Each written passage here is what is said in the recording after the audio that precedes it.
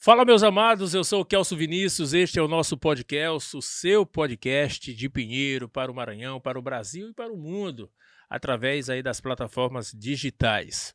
Lembramos sempre que o nosso podcast tem um apoio todo especial da doutora Geisa Bastos, que é o som onde eu encontro a doutora Geisa Bastos, na clínica Odonto Bastos. Fica localizado aqui próximo do Beiradão, bem ao lado da Casas Lotérica. Lá você vai encontrar aí a doutora Geisa Bastos para fazer o seu clareamento dentário, implante, colocar lentes e outros serviços que você só encontra com a doutora Geisa Bastos, devolvendo aí a autoestima através do sorriso.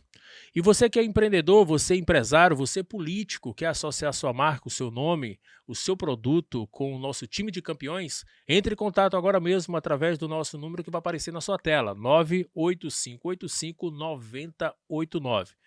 Você pode entrar em contato conosco que a gente vai apresentar o pacote. Temos aí o blog Passando a Limpo, temos as redes sociais, temos a Livre Web e o Podcast. E quem sabe você pode ser um dos nossos convidados a bater este papo muito especial aqui no Podcast. O podcast de hoje está trazendo, né, vai receber, já está recebendo, na verdade, a doutora Kézia Leite, ela que é psicóloga. Nós vamos estar falando sobre o Dia Internacional da Mulher, as conquistas que as mulheres já conseguiram durante anos e anos de muita luta. E, claro, também vamos falar, na verdade, um pouco sobre a área da psicologia. Nós vamos falar com ela, que é de Santa Helena, é isso? De Santa Helena, mas mora atualmente no município de Pinheiro. Doutora Kézia Leite. Kézia, muito obrigado. Eu não cometi nenhum erro, não. É de Santa Helena, não é isso? Com certeza, minha raiz é de lá, Exatamente. nascida, criada até os 15 anos de idade, depois eu fui conhecer a capital, aonde eu fiquei morando, me aperfeiçoando a questão da universidade, dos estudos, o profissionalismo, e tem uns 2 aninhos aí que eu tô agora na Na Baixada Baixada de Pinheiro. Pinheirense, e fui muito bem recebida, né? Graças a Deus. A população de Pinheiro é uma população receptiva, É uma verdade. população maravilhosa. A primeira pergunta é essa, Kézia. Quem é a Kézia? Quem é a doutora Kézia Leite? E uma boa pergunta, né, porque geralmente a gente tem essa dificuldade Dificuldade de demais de falar de quem nós somos, somos. né. Então, por isso que é importante, fazer sessões de psicoterapia, né, já falando um pouquinho da minha área, porque foi através das sessões de psicoterapia que eu aprendi a saber um pouquinho mais de quem eu sou, os meus traços de personalidade, qualidade, defeito, né. Então, às vezes a gente tem a ideia, né, Kelso, de que nós humanos, a gente é apenas qualidade, a gente tem o costume a colocar só os pontos Verdade. bons, os pontos melhores que a gente tem, sendo que aquilo que nos define, a maioria das vezes, é os traços negativos, é aquilo que tu tem de ruim. Como, por exemplo, quando você pode fazer 10 coisas boas para alguém, faça uma ruim, que Mas tu vai ficar marcado com aquilo pelaquela ruim. ruim. Então, Infelizmente é isso. é da natureza humana a gente pegar, enraizar e fixar aquilo que é de ruim, né, que é de doloroso. Então, assim, Kézia Leite, formada em psicologia, psicóloga, atua na área clínica, né, atuo também na área hospitalar, só que a Tá minha atendendo só em Pinheiro ou não? Tem outras. não. Como eu estou atendendo também com a psicologia hospitalar, que são plantões que eu tiro, né, em um determinado hospital daqui do município, nas folgas eu tiro apenas para fazer o atendimento na psicologia clínica, que é a minha maior paixão, né, é clinicar. É atender os casos mais difíceis. É aquilo aonde a patologia psicológica ela está muito impregnada e precisa da atuação clínica das sessões de psicoterapia, como, por exemplo, depressão, ideação suicida, Ansiedade. ansiedade, nível de estresse elevado que gera também o transtorno de ansiedade generalizado, o transtorno de estresse pós-traumático, que é uma das ansiedades também, um dos distúrbios de ansiedade. Então, assim, eu gosto dessas coisas que me tiram da zona de conforto. E já falando um pouco do meu perfil, de quem é Kézia Leite. Kézia Leite é aquela pessoa que não gosta de estar, sabe, parada muito tempo em um lugar. Eu gosto de me movimentar. Eu gosto de coisas que me desafiam. Então, se eu já sei uma coisa, aquilo ali, para mim, já deixa de fazer muito sentido. Eu quero algo que eu não conheça, algo que me desafie. Então, eu sou alguém que gosta de desafios, alguém que gosta de sair da área de conforto, alguém que tem suas dificuldades também, alguém que já foi muito arrogante, muito prepotente. Porque, às vezes, quando a gente estuda muito, a gente se acha detentor da verdade absoluta. Então, Kézia Leite tem esse perfil de personalidade, não deixou de ter. Porque a gente não deixa de ter os nossos perfis ruins, mas a gente aprende a lidar com eles. E eu tenho aprendido, né, a lidar com esses traços, me tornando um pouco mais humilde, porque eu tinha muita dificuldade disso. Altamente arrogante. Nossa, meu Deus. A intolerante à burrice, né? Chegava ali uma coisa, nossa, fulano não sabe das coisas. Meu Deus, que pergunta idiota. Eu era esse tipo de gente, né? Mas tenho trabalhado, né? Graças a Deus, tenho trabalhado, tenho buscado. E eu costumo dizer que às vezes as pessoas têm curiosidade de tipo, psicólogo, ele tem psicólogo? Meu filho, precisamos, né? Precisamos ter o nosso psicólogo também. A gente precisa estar em terapia, porque eu preciso estar bem com o meu instrumento de trabalho. Se eu vou cuidar de saúde mental das pessoas, eu preciso estar com a minha saúde mental também saudável. Quer dizer, eu não estava nem preparando para essa pergunta. Veio aqui agora. Já te conheço há alguns meses, né? Acho que há alguns anos já na IBP, que é na igreja do Pastor Ribinha. A religião tem te ajudado, então, nesse processo também, que tu esteja melhorando, como tu tá falando, que tu tá melhorando nesse teu aspecto, a religião... Vamos lá. Eu não vou utilizar a palavra religião para não nos distanciar do sentido. Por quê? Porque às vezes as pessoas elas têm a dificuldade de buscar ativar o lado da espiritualidade humana dela, porque elas associam a espiritualidade à religião. E a religião é algo que não te aproxima da tua espiritualidade, ela te distancia, porque ela te encapsula, ela te coloca dentro de uma cápsula, ela te modela. E isso é totalmente prejudicial ao ser humano. Então, eu não seria psicóloga se eu dissesse para a pessoa, dizer assim, é a religião. Porque eu estaria, em vez de tirar ela da caixinha, eu vou estar colocando ela dentro de uma caixinha. Exatamente. Entende? Então, dentro da psicologia, nós abordamos a totalidade humana, que é o bio, o psico, o social, o cultural e espiritual. Então, eu não posso dizer que a espiritualidade ela não faça parte do contexto da minha totalidade enquanto ser humano. Eu não posso ignorar esse meu lado. Eu preciso trabalhar, entende? Porque às vezes você está ali em um conflito, nós somos três. Nós somos corpo, nós somos alma e nós somos espírito. Desculpa, nós somos espírito, né? Então, às vezes a gente acha que, se eu sou corpo, se eu sou alma, se eu sou espírito, a gente coloca a espiritualidade como sendo o topo. Eu vou ser agora espiritualista, tudo eu vou espiritualizar. Sendo que não. Olha o Pai, Filho, Espírito Santo. Ninguém é mais do que o outro. Eles andam alinhados na mesma frequência, na mesma medida, na mesma intensidade. E nós, se somos feitos à imagem e semelhança desse Deus, que é Pai, Filho e Espírito Santo, logo nós somos corpo, alma e espírito. Então, um não dá para sobressair o outro. A gente precisa encontrar o equilíbrio. Então, a base para a nossa saúde mental, e a saúde mental ela engloba a espiritualidade, é o equilíbrio, entende? Então, sim, eu tenho trabalhado a minha espiritualidade. Sim, isso tem me ajudado enquanto pessoa, entende? Então, é algo que me aproxima da minha existência, de quem eu sou. De quem eu sou após a morte. E aí a gente entra em um outro ponto. Porque qual é o maior medo do ser humano? O que o ser humano tem mais medo? Meu filho, você pode ter toda a riqueza do mundo. Você pode ter todos os títulos do mundo. Você pode ser o cara ou a mulher mais conhecida e fodástica desse mundo. Mas todos nós, a gente compartilha de um medo universal. Independente de etnia, independente de raça, independente de credo, independente de posição social. É a morte. Independente se você acredita ou não em Deus. Até a questão do ateísmo, entende? E da crença, entra em choque no momento da morte, porque vai temer a morte. Então, o que acontece?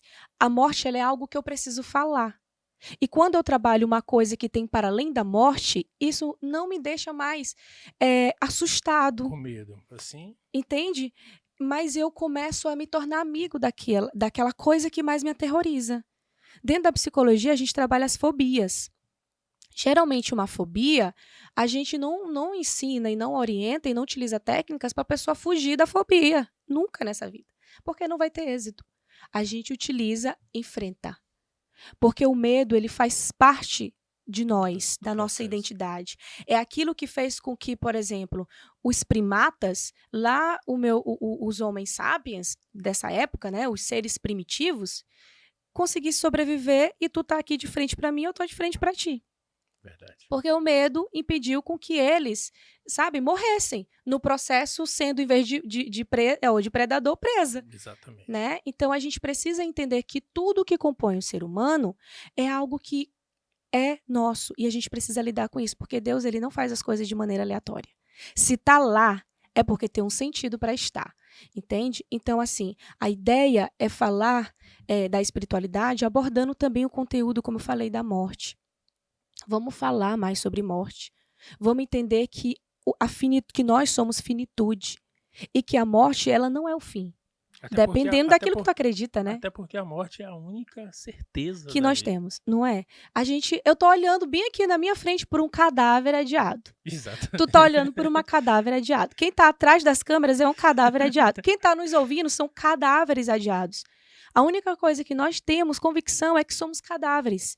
Nós temos data de validade. Exatamente. E no dia da data de validade, já era. Então, por que a gente, às vezes, passa a vida inteira trabalhando só a nossa matéria, que é o carbono, que é aquilo que é pó, que é aquilo que vai ficar, que vai voltar ao pó, volta ao pó?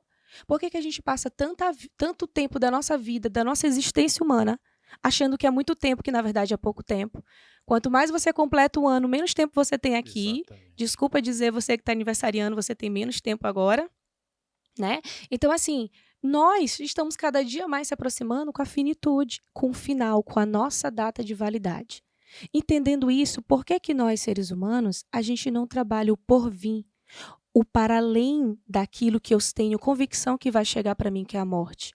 Por que não trabalhar o sentido disso tudo? Para que o Kelso está aqui? Só para fazer o podcast? Entende? Ou qual é o sentido do podcast? Será que não é ajudar pessoas agora que estão nos ouvindo a começar a parar e refletir e desacelerar um pouquinho do seu tempo? Porque qual que é a ideia? A gente está o tempo todo sobrecarregando o nosso corpo. Como que a gente está sobrecarregando nosso corpo? Sempre buscando o ter, em vez do ser. As pessoas, elas estão presas no ter. E o ter é aquilo que você consegue palpar, é matéria. Mas elas estão cada vez mais distantes do ser. E o que é o ser? O ser é justamente aquilo que você não consegue palpar, mas é aquilo que você consegue sentir, como, por exemplo, as tuas emoções, os teus sentimentos. Você não palpa elas, mas você as sente. Exatamente. E no momento que elas estão totalmente aguçadas, elas causam impacto naquilo que tu tem, que tu consegue palpar, que é o quê? O teu corpo. E aí entra as doenças psicossomáticas. Você somatiza tudo, porque o teu corpo, ele precisa se conectar e se comunicar contigo. E de que forma a gente tem de dizer que as emoções são reais, que os sentimentos são reais, que as doenças psicológicas elas são reais, e eu ouso dizer que as doenças psicológicas elas causam muito mais impacto e morte do que as próprias doenças físicas. Isso eu te digo sem medo de errar. As pessoas estão morrendo. As pessoas estão se matando. Simplesmente porque ignoram o lado da alma e do espírito, que é associado às nossas emoções, os nossos sentimentos, aquilo que nós somos enquanto ser existencial, enquanto ser no mundo. Enquanto nossa relação, você precisa entender qual o sentido para você estar aqui, nesse plano. Será mesmo que vocês acreditam? Tem que ser mais crente ainda para acreditar que você é algo que veio para esse mundo aleatoriamente. Aleatório. E outra, apenas para, crescer, se alimentar, se reproduzir, E morrer. Oxe, como assim? É para isso? Então nós somos o quê? Não tem sentido.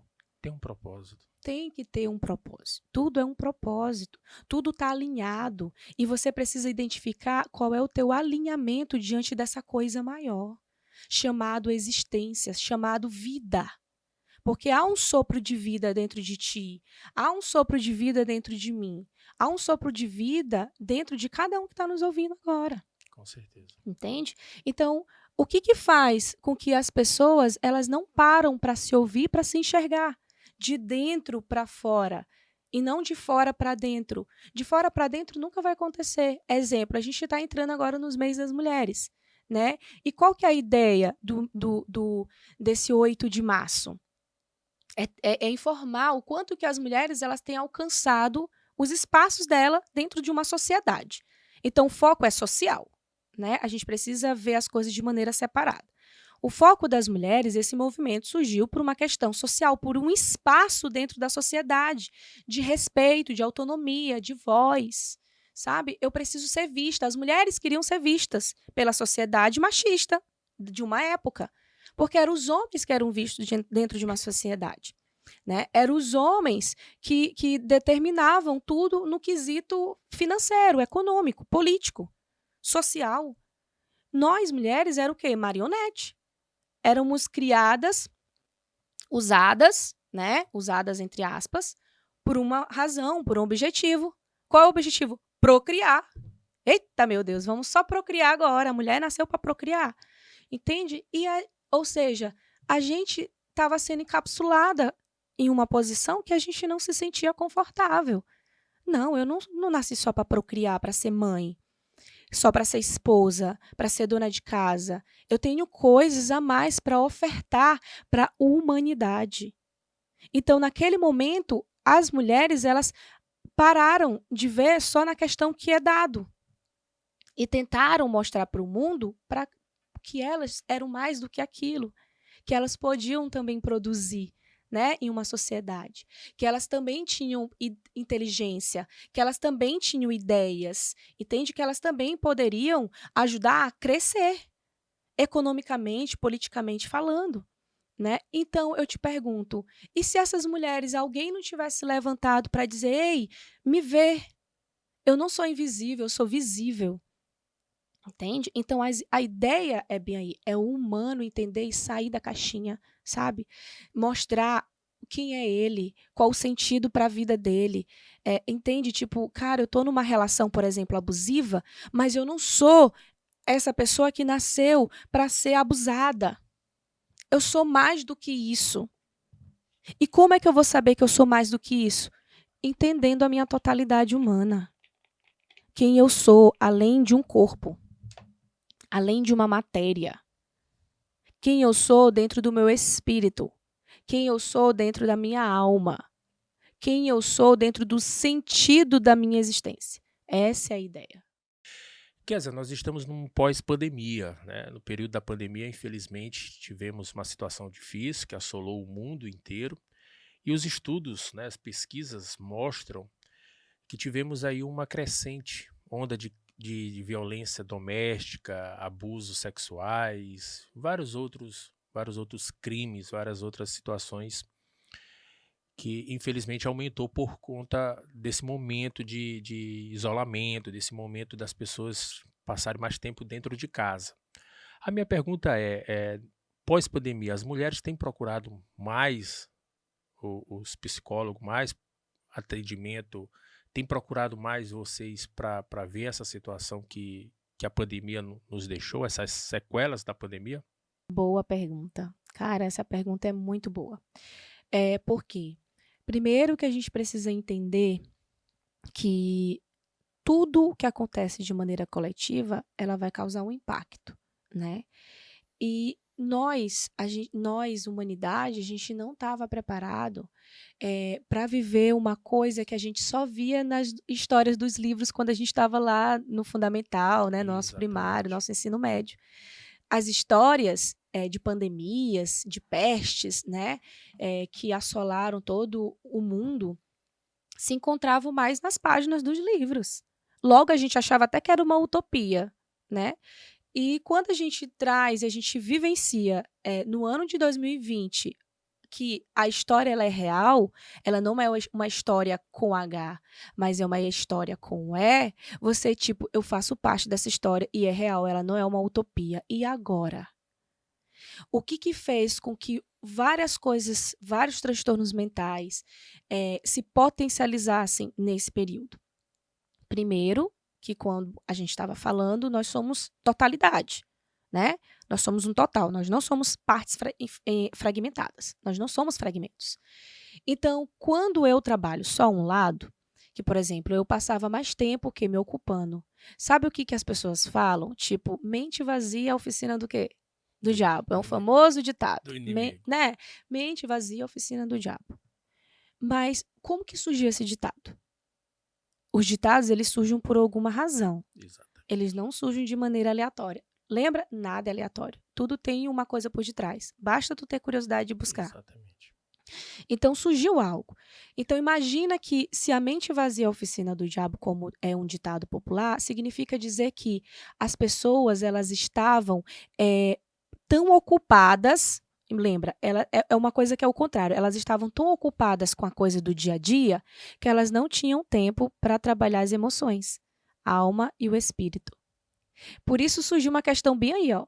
Mente vazia, oficina do diabo. Por quê? Porque elas entenderam que se elas pararem um tempinho, as emoções e os pensamentos, os sentimentos vão vir à tona. Só que lembra, elas fogem. As pessoas, elas fogem daquilo que elas não conhecem, porque causa medo. Tudo aquilo que tu não conhece, tudo aquilo que é novo, vai te causar espanto, vai te causar estranheza. Por isso que nós temos muito medo da morte, porque a gente não sabe o que tem depois, né? Então, as mesmas coisas, foi isso que aconteceu, né? Ou seja, as pessoas, elas estavam muito presas ao quê? Ao mecanicismo. Pá, vou pro trabalho, vou pra escola, vou pro trabalho, vou pra escola, vou pro trabalho, vou pra escola. No ter, produziam de maneira exacerbada o tempo se distraindo com outras coisas. Logo, elas não conseguiam ter tempo para estarem dentro delas. Então, na pandemia foi o contrário. Ou seja, agora tu tem muito tempo para estar dentro de você. Só que para as pessoas estar dentro delas, é algo assustador. Porque tu sabe que é tu olhar para dentro de ti e perceber que tu é um monte de coisa suja, um monte de podridão, que tudo aquilo que tu olhava para o teu colega, para tua amiga, para o teu amigo, para alguém e dizia, cara, fulano é tão invejoso, fulano é falso, fulano é tão hipócrita. E aí você parou nessa pandemia e começou a olhar e começou a enxergar que não era fulano. Era você, projetando as suas imperfeições em fulano, porque era mais fácil eu olhar para fulano e identificar os meus defeitos em fulano do que reconhecer que eu era tudo aquilo. E a pandemia mostrou que não. Eu sou toda essa sujeira que precisa ser limpa. Então as pessoas elas estavam entrando em surto emocional, surto psicológico, surto existencial. Ou seja, e agora? O que eu vou fazer? Porque eu tenho agora mais tempo para não trabalhar a matéria, que é o meu corpo com as minhas atividades, que é com interação ali com os amigos. Eu estou indo agora para a parte mais delicada da minha existência. Isso nos leva, nos reflete a importância fundamental da psicologia. Da saúde mental. Da saúde mental, né? Porque é o seguinte, teve esses dois aspectos. Sim. A pandemia levou a esse lado de descoberta, da gente perceber o eu, né? Conhecer mais o eu da gente, ou seja, porque a gente passou a ter mais tempo para isso, a gente passou a ter mais tempo para os filhos, a gente passou a ter mais tempo para a esposa, para o marido, e automaticamente a gente, cara, a minha vida é isso aqui, assim, eu sou isso aqui. Então, teve, infelizmente, as violências, né? Teve os abusos, teve essas coisas, mas também teve o outro lado. Sim. As pessoas se amaram mais. As pessoas, cara, é isso aqui que é bom. A vida não é só trabalho, a vida não é só essa correria. Uhum. A vida é acordar de manhã cedo e ver meus filhos e tomar café com eles. Isso. Então teve esse lado também, né, Kézia? Também. Com certeza. Agora, vale a gente, que bom que essa observação que você fez. Então, vale a gente frisar que, tipo, tiveram esses dois lados. Mas a maioria, as estatísticas mostram, infelizmente, que o lado ruim aconteceu mais. Os números de violência domésticas aumentaram, os números de abuso sexual infantil aumentaram, os números de divórcio aumentaram, os números de suicídio aumentaram, os números de crises de ansiedade aumentaram. Os números de depressão aumentaram. Então, todas as coisas que eu volto a frisar, que envolveram as questões mentais, aumentaram de maneira ruim, negativa, entende? Então, assim, por exemplo, os casamentos. Lembra de novo do ditado? A gente vai trazer porque a gente vai alinhar tudo, a gente vai esmiuçar isso para que as pessoas entendam o que a gente está falando. E o quanto que é importante trabalhar a saúde mental.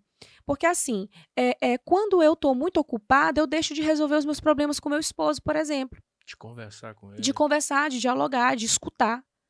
A gente passa mais tempo falando do que ouvindo. De entender o que está acontecendo. E aí o que aconteceu? Como eu não tinha mais tempo, eu precisava conviver mais tempo com esse meu marido. Então, o casamento já estava uma bosta. Mas eu estava empurrando com a barriga. Só que houve um tempo que, tipo, não dá mais para empurrar com a barriga. Eu tô mais tempo agora perto dele, né? E aí o que aconteceu? Eu comecei a separar mais. E quando eu coloco me representando como as mulheres que estavam nessa situação, né? E homens também nessa situação. Então acabaram que os números de divórcio aumentaram porque entrou um conflito. Pô, eu já tô com os meus conflitos subjetivos, individuais. O meu parceiro já tá com os conflitos subjetivos e individuais dele. E o que acontece com dois conflitos? Bum! Bomba, explosão. Não dá, entende? Assim como as questões, como eu falei, de saúde mental no sentido de transtornos, de ansiedade, de estresse, entende? De mais tempo com a minha existência. Tudo isso houve um surto, porque, cara, é muito doloroso estar dentro de mim. Porque os problemas não são as pessoas. Sou eu. Quando a gente parar de olhar que o problema sempre vai ser o outro e eu começar a trazer a autorresponsabilização para mim, eu entendo que eu sou responsável pelos meus conflitos. Eu sou falho, eu erro. Exato. Eu sou responsável pelas minhas crises.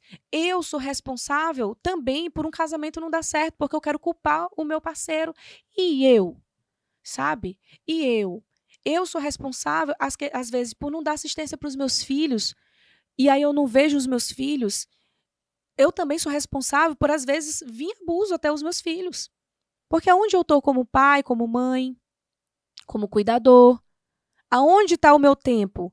Está em tantas outras coisas que eu deixo de dar atenção, eu terceirizo, eu deixo nas mãos de estranhos, eu deixo nas mãos de familiares, porque a maioria dos abusos acontecem com pessoas, membros da família, não é com estranho. Pessoas próximas. Sim, entende? Então eu confio e aí vai vindo as coisas. Entende? Porque são muito.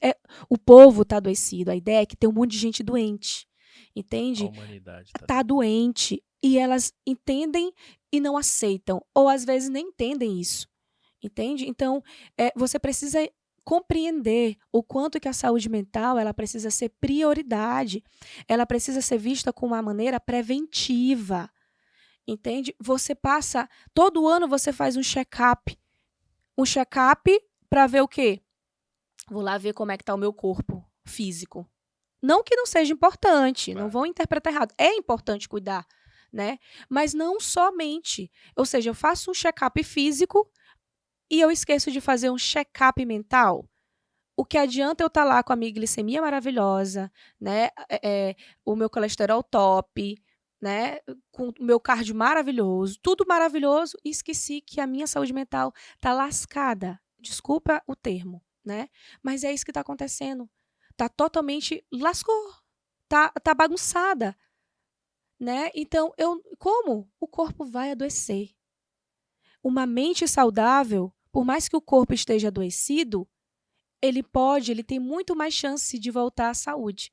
Agora, uma mente doente e um corpo saudável é a mesma coisa de ter uma maçã podre no meio de todas as outras que estão boas.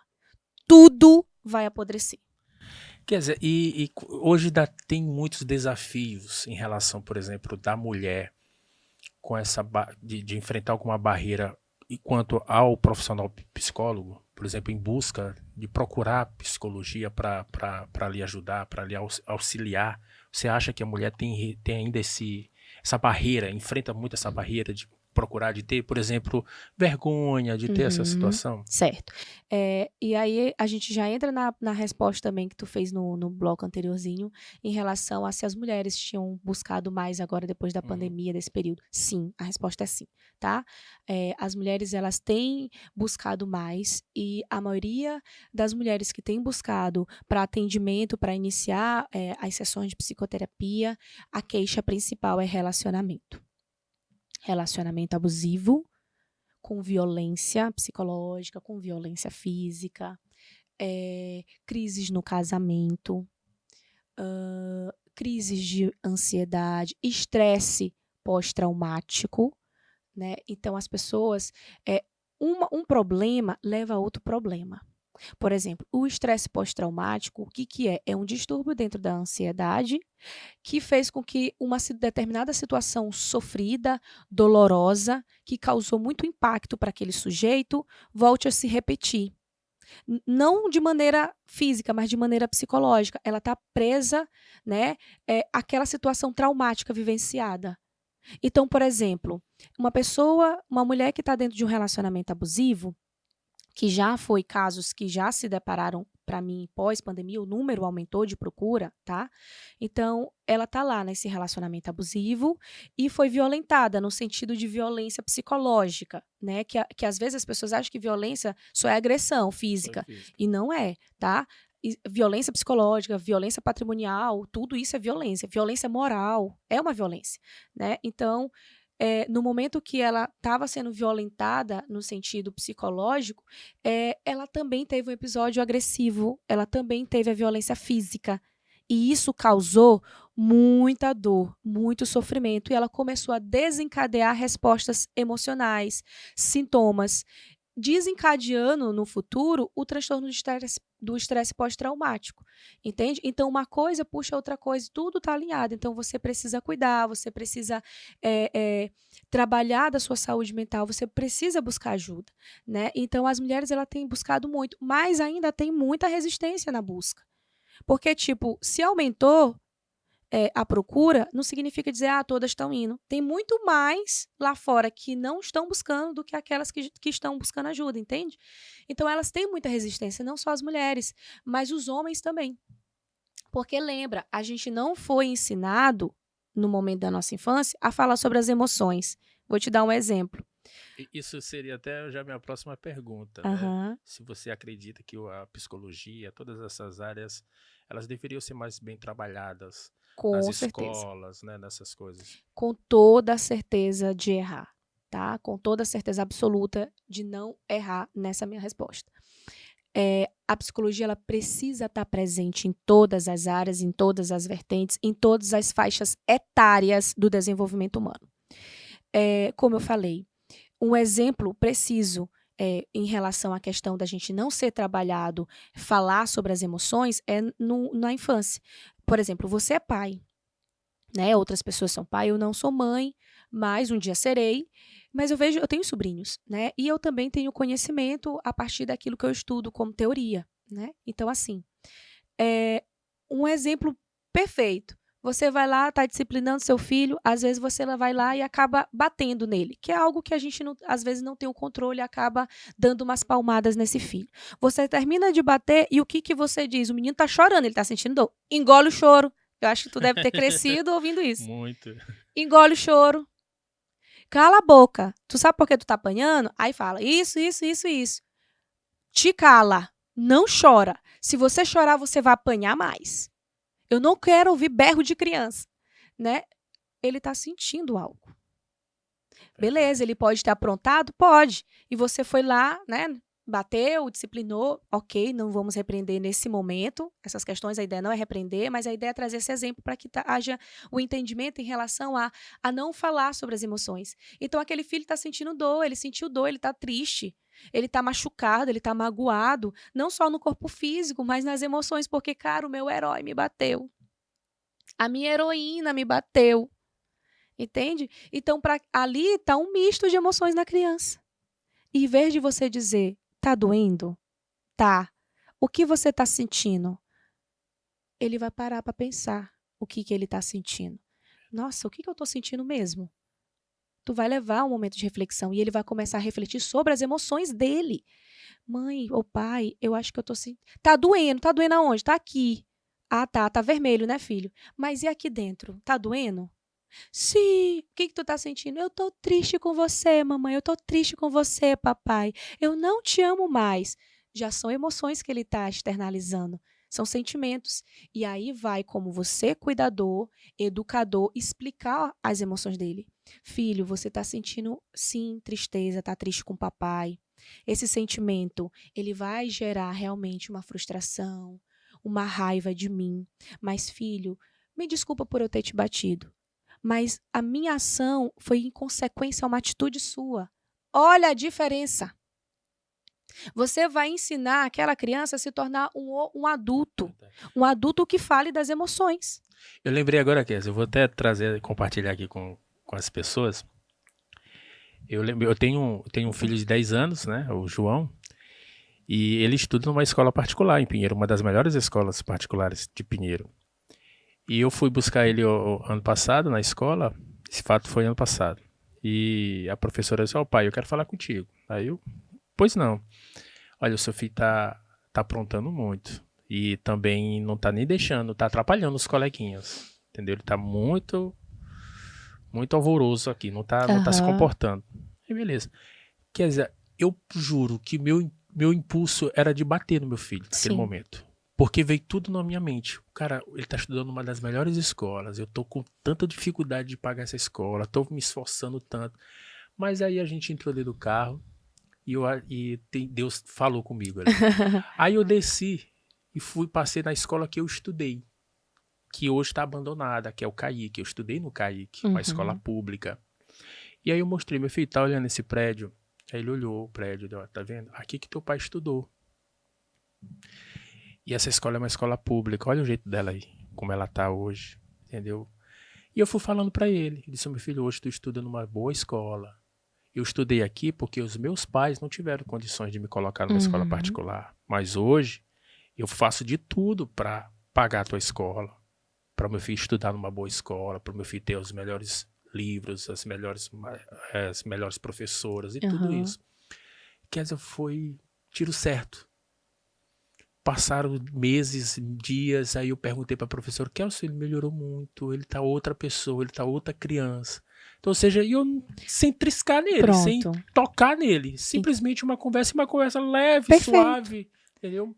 Não tô aqui dizendo, gente, que às vezes a bronquinha tem que ter, né? Na verdade, é você ter, quando você tem a inteligência emocional... Tem que ser controle, né? Exato, o equilíbrio. Tudo vai se resumir no equilíbrio. Então, sim, existe um momento que você vai trazer a disciplina e existe momentos que você vai trazer o diálogo. Então, quem melhor do que você, enquanto pai, responsável, educador, para entender quando você vai acionar esses lados para o seu filho. Exatamente. Então, você precisa entender, olha o que tu fez, que não é só tu, isso é algo do humano. Nós somos seres primitivos também. Nós temos um cérebro primitivo que está em desenvolvimento, a gente vai sempre continuar se desenvolvendo enquanto a gente estiver aqui. Exato. Então, a gente está em constante evolução, não para. A gente é um ser que está em constante evolução. Né? Então, logo, tem partes primitivas da gente, que são as nossas emoções. Existe razão e existe a emoção. E o que é emoção? A emoção é ativada justamente no nosso lado primitivo da coisa. É quando você está ali no seu lado mais instintivo de ser, no seu lado animal. Sabe? Então, quando tu tá nesse lado, o que significa? No momento da tua raiva, no momento que tu é confrontado com a tua razão, e aí você desliga a razão, automaticamente vem a emoção. E a emoção, ela não tem razão nela. Não tem como as duas estarem... A razão tem não existe isso. Por isso que tu tem que encontrar o equilíbrio. Quando tu tá com o teu lado do teu cérebro primitivo ativado, que as tuas emoções aguçadas, tu não pensa, você é impulsivo. Por isso que o teu primeiro comando foi o quê? Bater. Porque você ali tá naquele que a gente chama a flor da pele. Tensão alta. As tuas emoções estavam afloradas e naquele momento não tinha razão. Mas, cara, uma dica, né, para quem está ouvindo. Não age nesse impulso. calor dessa emoção, nessa impulsividade. De fato, contar de 1 até 10, ele é uma coisa científica, resolve. Simples, mas É poderoso. simples, mas é poderosíssimo. Então, quando tu tá ali, ativou, caraca, eu vou surtar, eu vou matar fulano. Vai vir um sentimento, mas respira fundo. Conta assim de 1 até 10. Porque nessa hora tu vai começar, há uma estrutura no teu cérebro, tu vai começar a desligar o nível da tua emoção e vai começar a ativar o nível da tua razão. Foi que tu fez sem ter consciência disso. E olha o poder, entende? Então as emoções, elas fazem parte da gente e faz com que a gente entenda o próximo passo para ativar a razão. Elas estão juntas, elas estão em paralelo.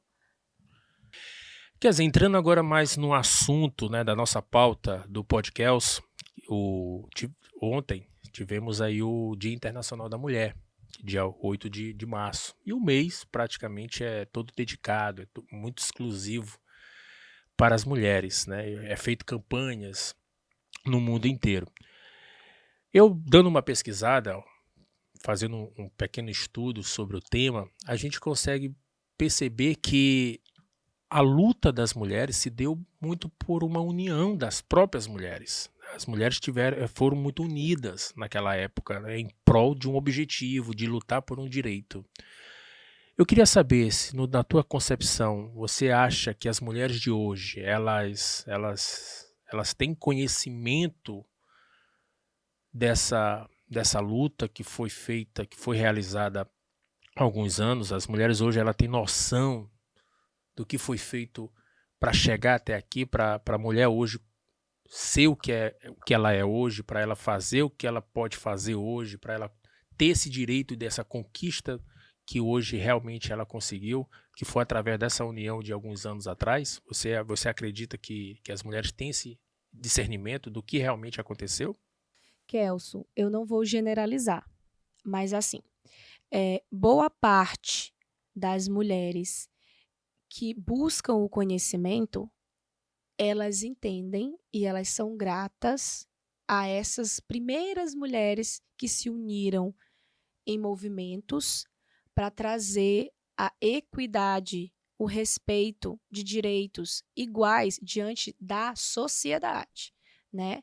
Então, lembrando sempre, esse movimento, as lutas, né, as reivindicações feitas por essas primeiras mulheres que saíram da caixinha, né, que estavam invisíveis e queria se tornar visível, né, saíram, elas queriam mostrar, eu tô aqui, eu não sou só mãe, eu não sou só esposa, eu sou mulher, e eu sou mulher que pensa, eu sou mulher que produz, eu sou mulher que eu posso fazer descobertas científicas, entende? Se eu me propuser a fazer isso.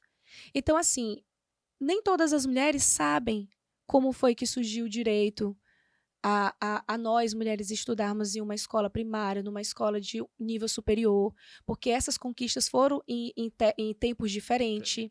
Primeiro foi o ensino básico, depois, com o tempo, veio o ensino superior, veio o direito ao voto. Nossa, isso foi um marco na história de tudo aquilo que a gente conquistou. Eu digo a gente porque eu me enquadro como essas mulheres, né? Não fui pioneira, Claro. mas eu sou grata a essas pioneiras.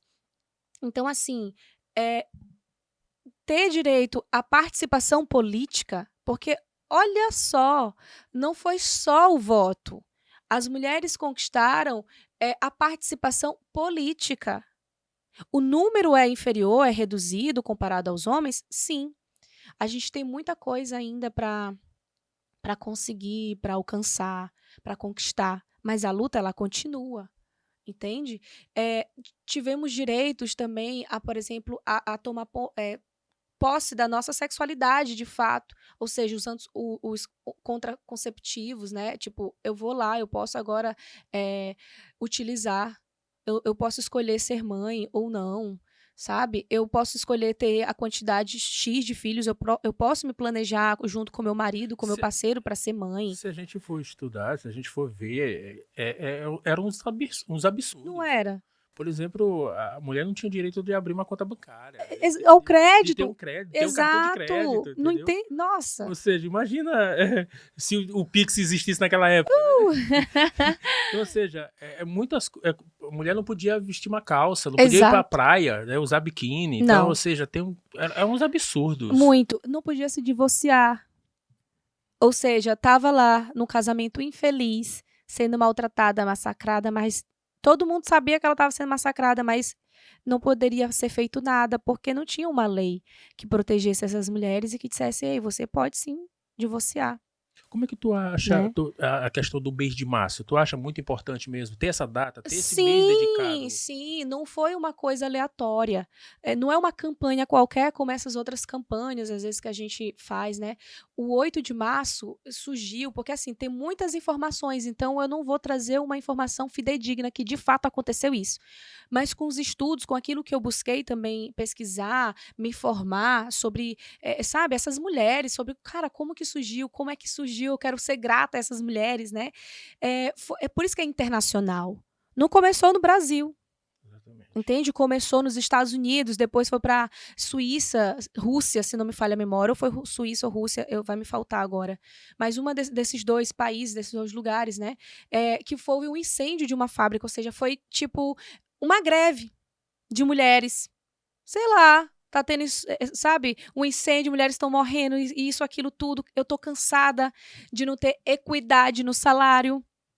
Eu tô me acabando trabalhando aqui, mas eu recebo totalmente uma mixaria perto do que os homens recebem, mas eu produzo da mesma quantidade, ou às vezes eu produzo até mais. Mas só pelo simples fato de eu ser mulher, eu já perdi esse direito de ter uma equidade de salário, salarial, né? Eu não tinha um respeito, eu não tinha direito à voz. Então essas mulheres, elas se uniram, que aí fala, como tu utilizou a palavra, a união, União.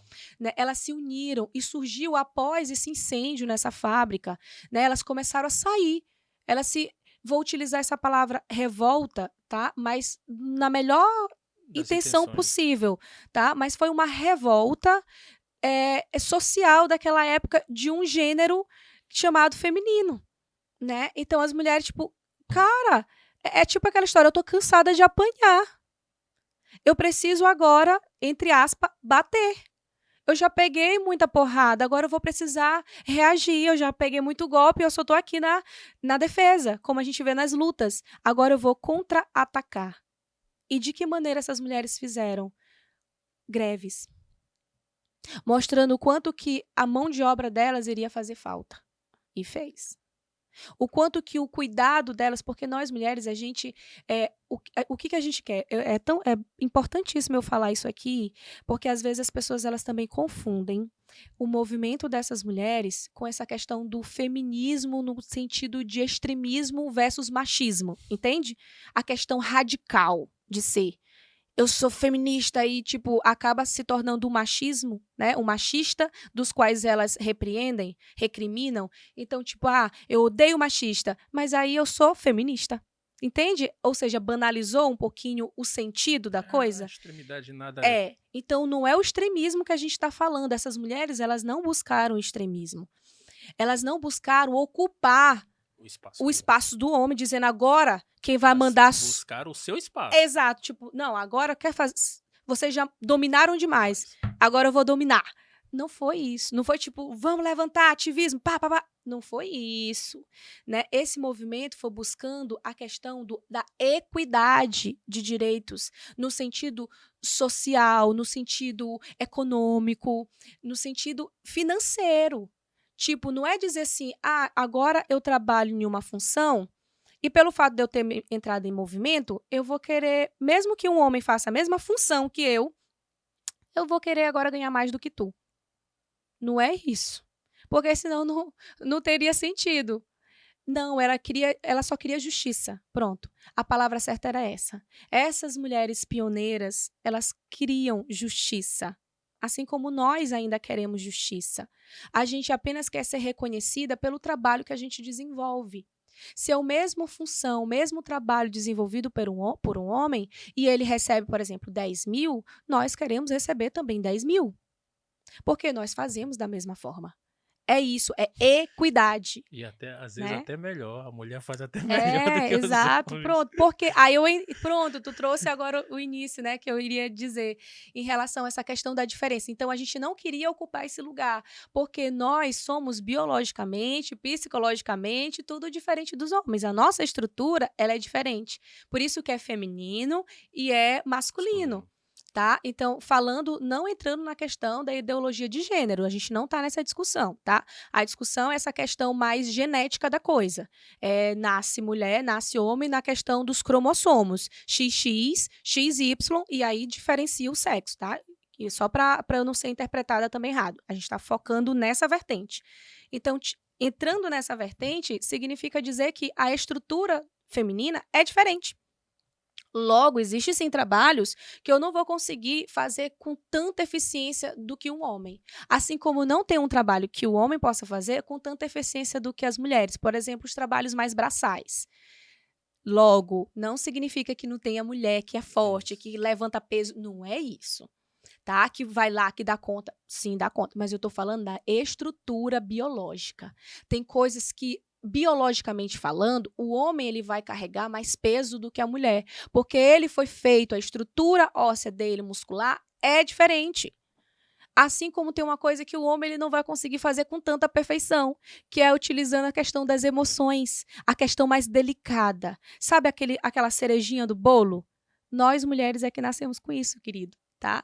Então, assim, nós temos aquela delicadeza da criatividade, da organização, de utilizar o cérebro, porque nós somos seres mais equilibrados emocionalmente falando. É por isso que, por exemplo, eu gosto sempre de dar exemplo, porque se torna mais claro para que as pessoas entendam.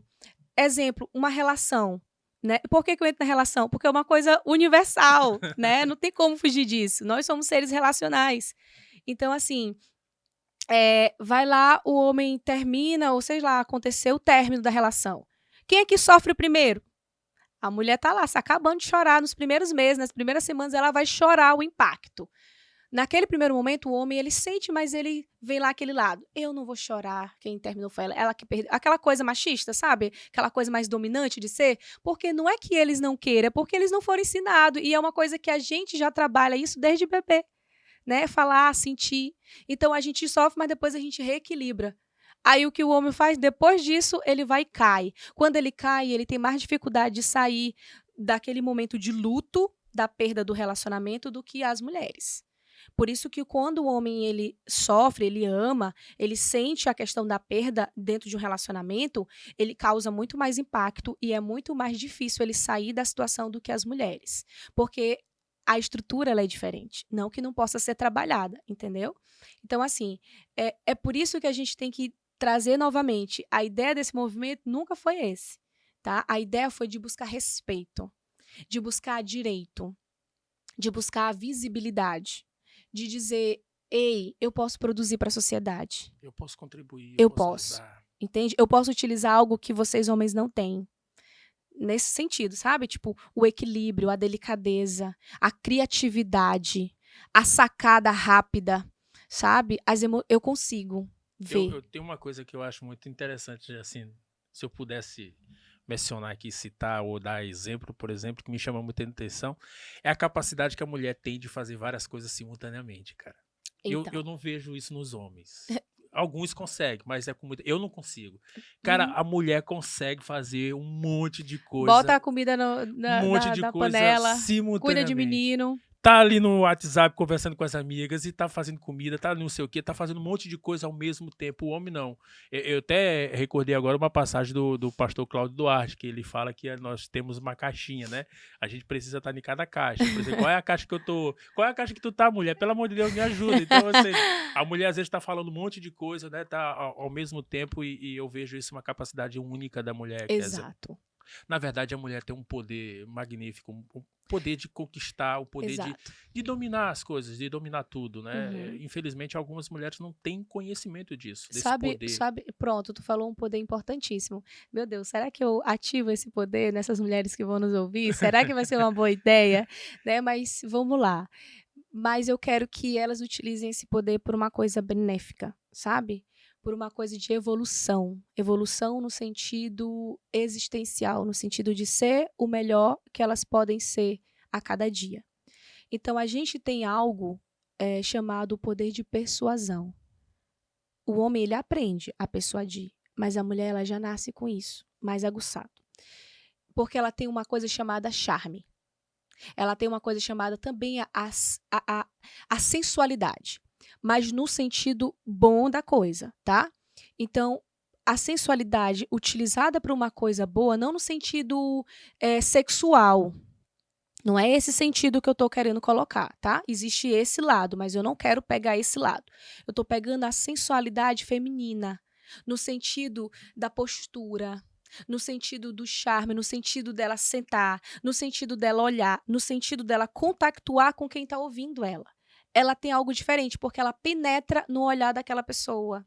É diferente dos homens. Os homens, novamente, a gente não vai generalizar, existem as exceções. A gente está falando, geralmente, na grande maioria, tá? Então, assim, ela consegue fazer isso. Ela consegue te atrair para perto.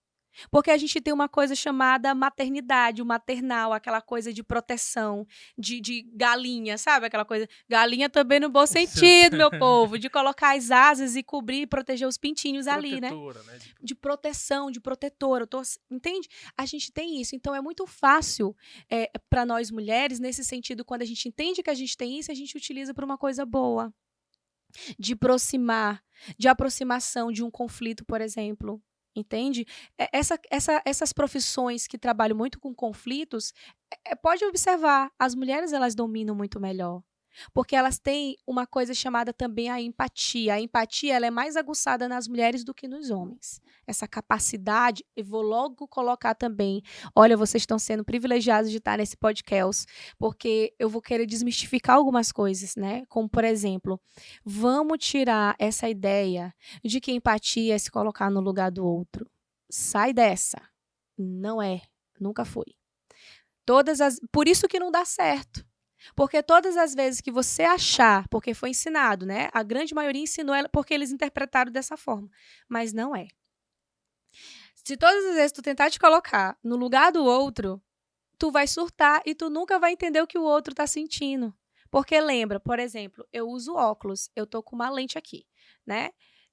Uso óculos. O Kelso, ele não usa óculos. Pronto. Eu tô sentada nesse lugar e Kelso tá sentado nesse lugar. Kelso, ele tem uma coisa chamada princípios, valores, história de vida, sabe? Conhecimento do que é certo e errado para ele. Ele tem tudo isso aí, os conceitos já, alguns conceitos prontos. Ele tem a visão de mundo dele. Pronto. Eu tenho a mesma visão de mundo de Kelso? Não. Não tenho. Eu tenho uma história de vida diferente, eu tenho princípios, valores diferentes, eu tenho visão de mundo diferente do Kelso. E além da minha visão de mundo, eu tenho uma lente que eu olho através dela. Pronto. Mas Kelso está em uma situação e eu vou lá e digo, Kézia, me entenda, tu precisa me entender. Te coloca no meu lugar. Aí eu, beleza, eu vou me colocar no teu lugar. Aí eu saio dessa poltrona e vou sentando na tua poltrona. Mas eu vou de mãos vazias? Eu não vou. Eu vou levando o meu óculos e eu vou levando a minha visão de mundo e eu sento no teu lugar. Mudou alguma coisa? Não mudou. Eu vou continuar olhando a luz da minha visão. Então, a empatia, ela não é sentar no lugar do outro, se colocar no lugar do outro. A empatia, ela está pautada no respeito à visão de mundo do outro. Quando eu respeito a visão de mundo do outro, eu compreendo o que aquele outro está sentindo, o que aquele outro está passando. Porque se a gente for colocar no pé da letra, a gente nunca vai conseguir entender de maneira precisa, 100%, o que o outro está passando. Porque eu não consigo me anular 100%. Então, nunca vai ser isso. Quando você começa a entender que a empatia é o respeito ao que tu tá sentindo, ao que tu tá passando, porque a forma que você tá lidando, por exemplo, com o luto, com uma perda, mas eu perdi fulano, eu não fiquei desse jeito. Mas o Kelso, eu preciso respeitar o espaço e o luto dele, porque ele tá funcionando desse jeito, porque ele tem a forma dele lidar com o luto, sabe? Então é uma coisa dele, eu respeito isso, esse lugar. Então não é senta no meu lugar, é respeita o meu lugar. Essa é a visão da empatia. Kézia, você até falou agora há pouco, né, a questão da política, da conquista da mulher de ter o direito de votar. Se a gente fosse elencar, eu acho que esses direitos conquistados durante esses anos, eu acredito que o direito de votar é um dos mais importantes. Não é o mais importante, mas eu acredito que seja Um um dos dos. mais importantes. Sim. Porque hoje, por exemplo, nós tivemos alguns anos aí uma mulher como presidente do Brasil, a Dilma, trazendo já para o nosso estado. Nós temos hoje 2 mulheres senadoras da República representando nosso estado. Nós temos a Elisiane Gama e temos hoje a Ana Paula Lobato. Então, ou seja, a minha pergunta é, ainda tem alguma coisa que falta para a mulher conquistar? Ou você acredita que ainda tem alguma função, alguma coisa que a mulher ainda não está inserida? Porque eu pesquisando, que eu nem sabia disso, ainda existem uns países, e gente, eu vou ficar devendo aqui os nomes dos países, que são 4 ou 5 países, por exemplo, que a mulher ainda não tem o direito de escolha do seu marido, né? Daí é aquele casamento arranjado, né? Que a Sim. família, que os pais é que encontram o marido. Mas para nossa realidade aqui no Brasil, você acredita que ainda tem muitas coisas para serem conquistadas? Com certeza. A luta, como eu falei, né, não Ela é para, contínua. ela é contínua. Sempre vai ter coisas para nós mulheres conquistarmos. Assim como, por exemplo, será que existem coisas para os homens conquistarem ainda? Por que que eles nunca param? Porque sempre tem mais. Sempre tem mais, né? Conquistou uma coisa que é outra. E vale a pena a gente colocar aqui em relação que nem todas essas conquistas adquiridas ao longo dessa história de movimentos, né, das mulheres, foram efetivados, por exemplo. A gente tem mulheres lá na política, a gente tem, mas coloca a quantidade de números. A maioria são homens, Isso é porque a maioria esmagador. das vagas são para homens. Então, será que está a equidade? Porque lembra, o movimento começa com a equidade. Não existe equidade. Equidade significa meio a meio. É aquilo que eu faço, tu faz. Entende? Se é 100 vagas, 50 para as mulheres, 50 para os homens. Não está acontecendo. A gente conquistou, mas de maneira limitada. Entende? A participação política é limitado. Entende? Por exemplo, a questão salarial, a gente continua ainda inferior, mesmo fazendo as mesmas funções que um homem. Então, existem questões ainda da desigualdade. Então, existe muita coisa ainda para ser alcançado pelas mulheres, muitas, tá? Então, assim, a luta ela não para, a luta ela continua. E qual que é a ideia? Entender que as mulheres elas precisam estar unidas, porque esses movimentos não foi só um movimento, foram movimentos, né? Então lembra, todas nós temos os nossos princípios e os valores, como eu falei, temos as nossas causas, as nossas reivindicações, a questão de etnia, de raça, de credo, tudo isso é diferente. Por exemplo, existem grupos de mulheres, tem o grupo ali de mulheres que são mães de classe média baixa, tem mulheres de um grupo de mães que são de classe média alta. As mesmas reivindicações dessas mulheres de classe média baixa vão ser as mesmas reivindicações das de classe alta? Não vai. Tu entende? Então, não existe essa questão aí. São realidades diferentes. Então, observa, sempre vai ter coisas, sempre vão existir reivindicações à luz daquilo que elas estão experienciando, vivenciando dentro da sua realidade. E lembra, não para, continua. Tá? Então, assim, por que o voto, como tu colocou assim, é uma das coisas mais importantes? Porque o que governa dentro de uma nação é a política. A política governa. Então, se a política governa, a política ela é a porta de entrada para qualquer coisa que eu queira conquistar. Por isso é importante a questão do voto das mulheres. Porque, por exemplo, a gente precisa dizer a realidade do Brasil. A realidade do Brasil é tipo, se você tem um cargo tal, você tem as suas prerrogativas. Né? Você tem, sabe, os seus coisinhas ali, os seus bônus. Você tem o poder. Porque a questão é poder, por isso que o nome é poder executivo. E o poder executivo, ele domina em uma sociedade. E o movimento começou buscando justamente a questão cultural, política, social. Eu preciso ser vista, logo eu preciso entrar na porta de entrada. Por isso foi uma das coisas mais difíceis de serem alcançadas. Então, vocês, mulheres, nós mulheres que a gente está ouvindo esse podcast, entenda, você precisa continuar esse movimento, os movimentos, unindo, porque tem uma coisa que nos iguala a todos esses outros movimentos. A gente quer a equidade, a gente quer o respeito. A gente quer a visibilidade. Por mais que as minhas reivindicações sejam do meu grupo que eu estou inserida de mulheres, seja diferente daquele outro grupo de mulheres, a gente vai se unir por quê? Porque a gente quer algo em comum. A equidade, a visibilidade, o direito à voz, o direito ao espaço, ao respeito. Tá? Então, a sociedade precisa entender por que nós, mulheres, temos nos unidos, por que os movimentos feministas têm surgido, porque são vários movimentos, são várias mulheres se unindo, tá? Então, assim, a gente tá junto tentando buscar visibilidade. Eu sempre vou trazer essa palavra, visibilidade. Como é que tu vê, então, por exemplo, hoje essas classes fragmentadas, por exemplo, na política? Como é que tu vê hoje as mulheres? Acredita numa união? Você vê uma classe hoje unida em prol dos direitos das mulheres? Sabe?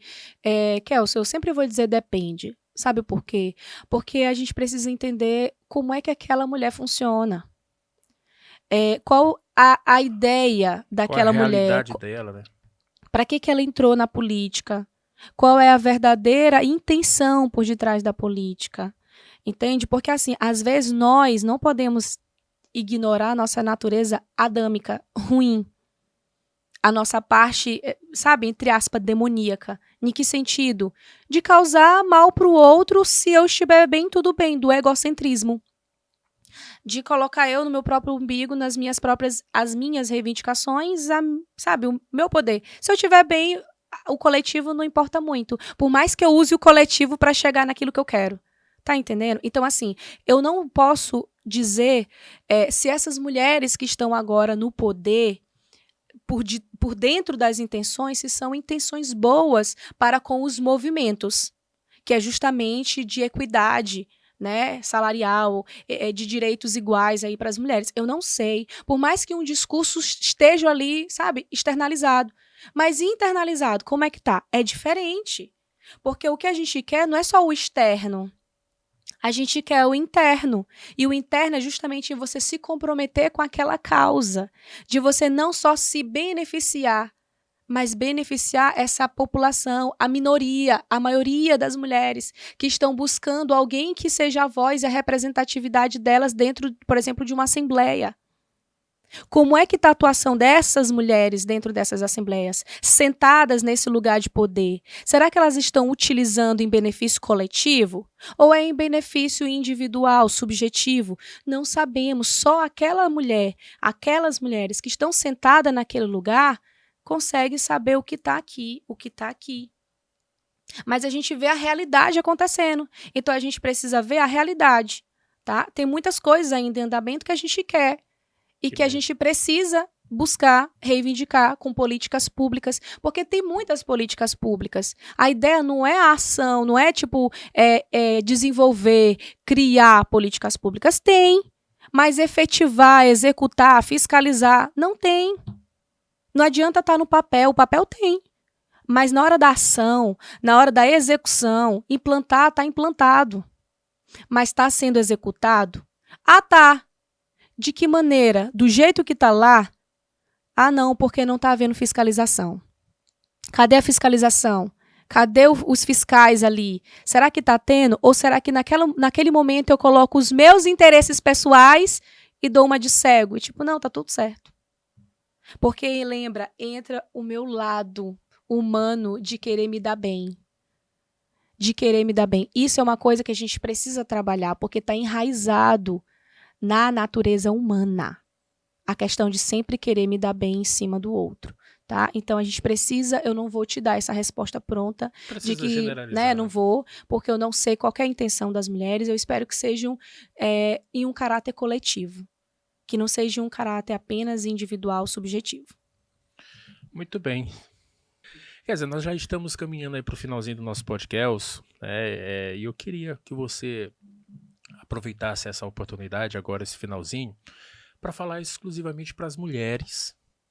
que que elas podem fazer, o que que elas podem procurar, quem elas podem procurar se estão passando por alguma situação difícil, Uhum. algum relacionamento abusivo, alguma coisa que não esteja, vamos dizer assim, dentro do que é de fato de direito, né, de correto perante a sociedade. Porque às vezes as mulheres ainda têm esse medo, ainda têm esse receio, ainda sofrem essas ameaças. Olha, não me denuncia porque senão eu vou te matar, senão eu vou fazer pior. Então, às vezes tem esse medo e às vezes, infelizmente, as pessoas não procuram essa confiança nem próprio dentro de casa, com os pais, com os irmãos, com as pessoas próximas. Então, o que que pode fazer? O que que a sociedade, em relação às mulheres, pode fazer para estar procurando essa ajuda? Pronto. Qual a câmera que ela lê? É isso. Primeiro, eu quero parabenizar você, mulher, né? Você guerreira, você lutadora, você dona de casa, você profissional, você mãe, que faz parte dessa conquista, que faz parte desse movimento, que conseguiu alcançar o seu lugar, tá? O seu lugar de direito, o seu lugar de igualdade, buscando a equidade, o respeito. Eu quero parabenizar todas vocês, porque vocês sempre não se permitiram estar dentro da caixinha, né? Mas estão saindo da caixinha. E o meu recado, o meu convite é para que você continue saindo da caixinha, no sentido de buscar trazer voz, mostrar para a sociedade quem é você, se mostrar, se revelar, fazer com que todas essas mulheres pioneiras fizeram, né, alcançaram, que é justamente se mostrar para o mundo, se mostre você também para o mundo. Eu acho que a ideia é essa, é você sair dessa caixinha que te colocaram, é entender que você tem direito, mas não só direito, mas que você também tem deveres diante de uma sociedade. E quais são esses deveres? Se você é uma profissional qualificada, uma profissional capacitada para estar atuando diante, por exemplo, de uma política pública, cadê você, mulher? Sai dessa caixinha, coloque para o mundo, né? Evolua, contribua, porque a sociedade ela vai agradecer, os seus filhos que serão o futuro dessa nação vai agradecer. Então depende de você, mulher, sair, se revelar e se mostrar. Primeiramente também trazendo essa ideia de buscar ajuda, busque, sabe? Eu acho que é muito importante, acho não, tenho certeza. É muito importante para você, mulher, trabalhar suas emoções, trabalhar sua saúde mental, estar em equilíbrio em toda a sua totalidade humana. O seu biológico, o seu psicológico, o seu social, o seu cultural, o seu espiritual. Vale a pena você trabalhar todas essas áreas. Então, não se limite, não se pare. Se encontra num relacionamento abusivo, primeiramente você precisa se voltar para dentro de si. Porque para sair dentro de uma relação abusiva, primeiramente você precisa se enxergar. Você precisa saber quem é você, não dentro da relação, mas quem é você enquanto pessoa. Quem é fulana que está dentro dessa relação. Porque a relação, ela sempre vai ser a dois. Mas quando a gente tenta entender, a gente vai precisar ver ela de partes separadas. Então, quem é essa mulher dentro dessa relação? Quando você tiver essa resposta, você vai buscar ajuda, porque você vai entender que você é muito mais valiosa, você merece muito mais valor, que você precisa mais do banquete do que ficar apenas nas migalhas, naquilo que é pequeno. Então busque ajuda, se encontre, reflita, não tenha medo, tenha coragem. Na verdade, tenha coragem, porque a coragem ela nunca foi a ausência de medo, mas é ter medo e ir, mesmo estando com medo. E nós estamos aqui enquanto profissional, tá? Enquanto profissionais de saúde mental, busque o psicólogo, busque o psiquiatra, se for o caso, busque cuidar da sua saúde mental, tá bom? Então, por favor, tenha autocuidado, porque o autocuidado, ela é resposta para que você saia de qualquer situação abusiva que você se encontre. Gente, que podcast maravilhoso, cara. Que podcast poderoso foi esse, Kézia. Muito obrigado mesmo pela sua participação. E eu queria aproveitar também a oportunidade, né? Dizer aí qual é o arroba, né? Qual é o Instagram da Kézia, a galera que quer procurar a Kézia aí nas redes sociais, porque a gente tem aqui um lema que é podcast da Baixada para o Mundo. Então, vários outros lugares aí podem estar assistindo o nosso podcast. Então, como é que faz para localizar a Kézia nas redes sociais? Vamos lá. O meu arroba está sendo PSI, Kézia Leite, o PSI vem justamente de PC Kézia Leite, tá? Pode colocar @PSI Kézia Leite, que vai estar lá. E é importante dizer que o Instagram, ele sempre está em movimento, né? Eu sempre estou colocando informações novas, eu sempre estou trabalhando a desmistificação de saúde mental. Tenho lá uns destaques em relação ao TBT de trauma, que é um quadrozinho que eu coloquei, né, toda quinta-feira. Cara, toda quinta-feira a gente está ali falando de muitas coisas, revivendo vários momentos felizes. Geralmente os TBTs que a gente vivencia são os TBTs felizes da vida. E aí a gente acaba fazendo o quê? Construindo avatares, que a maioria das redes sociais coloca para você avatares, ou seja, uma utopia, não é aquela realidade. Porque por detrás dessas fotos, por detrás desses TBTs, existe uma história, né? Então, a quinta de TBT de trauma é justamente trazendo para que as mulheres, para que os homens também comentem sobre o seu trauma. Qual é o seu trauma, né? E diante disso, eu coloco orientações, eu explico sobre aquilo, eu oriento, eu dou dicas, né? Então, assim, tem isso, tem alguns vídeos falando sobre saúde mental, porque a minha ideia é desmistificar a saúde mental para a população, é tornar natural a saúde mental. Assim como a saúde física já é natural, a minha ideia é tornar natural, é naturalizar a saúde mental. Entender que a saúde mental é para além do louco. Não é loucura, não é apenas eu estou louca, estou surtada, pronto, todo mundo vai saber, não é vergonhoso. Muito pelo contrário. Eu acho que é ostentação dizer que eu estou em sessão de terapia. Nossa, significa que aquela pessoa é alguém importante para eu me relacionar. Por quê? Porque ela tem buscado se entender. No momento que a pessoa está se buscando se entender, significa dizer que ela sempre vai estar apta ao diálogo, a compreender aquela pessoa que vai entrar dentro daquela relação. Então vai ser luxo você que busca trabalhar a saúde mental. Eu gostei desse finalzinho aí, da luxúria, né? Achar que é luxo procurar o atendimento, o tratamento, ou seja, se cuidar, se conhecer, gente, é muito importante em todos os aspectos.